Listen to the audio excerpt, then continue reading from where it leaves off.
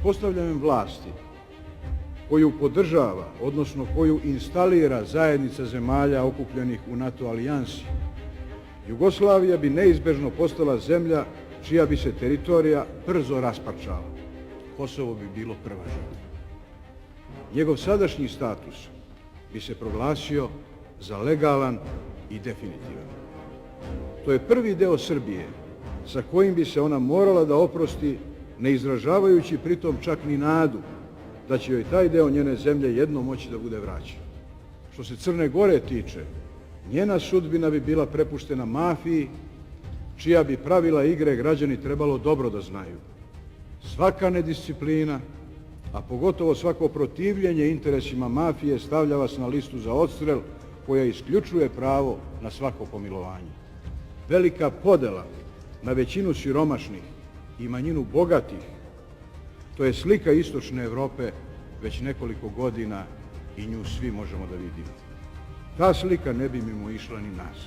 Javna i društvena svojina bi se brzo transformisale u privatnu, ali vlasnici te svojine iz dosadašnjeg iskustva naših suseda bi po pravilu bili stranci. Mali izuzeci bi bili isključivo oni koji bi pravo na vlasništvo kupovali lojalnošću i pokornošću koja ih izmešta iz sfere elementarnog i nacionalnog i ljudskog dostojanstva.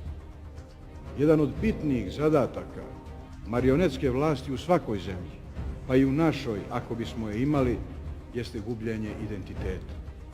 Zemlje kojima se komanduje s polja relativno se brzo rastaju sa svojom istorijom, sa svojom prošlošću, sa svojom tradicijom, sa svojim nacionalnim simbolima, sa svojim navikama, često i sa sopstvenim književnim jezikom.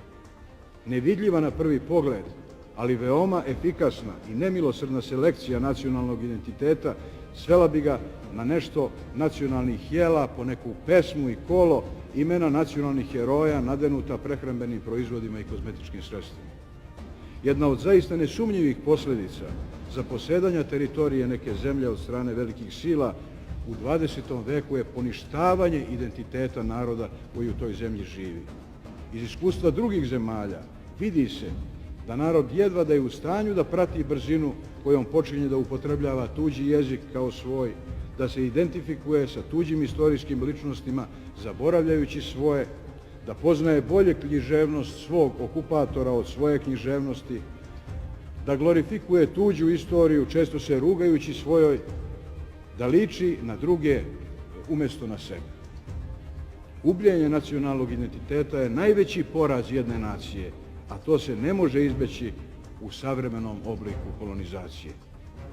Osim toga, taj novi oblik kolonizacije isključuje već po svojoj prirodi svaki uslov za izražavanje mišljenja, ispoljavanje volje, a pogotovo isključuje mogućnost za stvaralaštvo bilo koje vrste.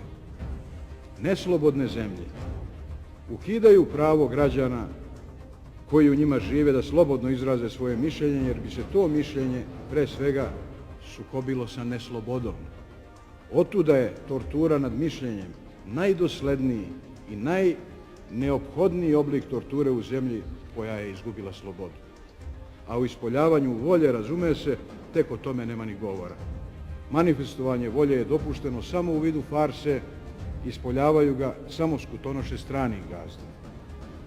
A njihova simulacija slobodne volje služi kao pokriće okupatoru da je uspostavio demokratiju u čije ime je i zaposeo teritoriju tuđe zemlje. Građani mogu da mi veruju i ne moraju da mi veruju. Moja je želja da se u moja upozorenja ne uvere kasno.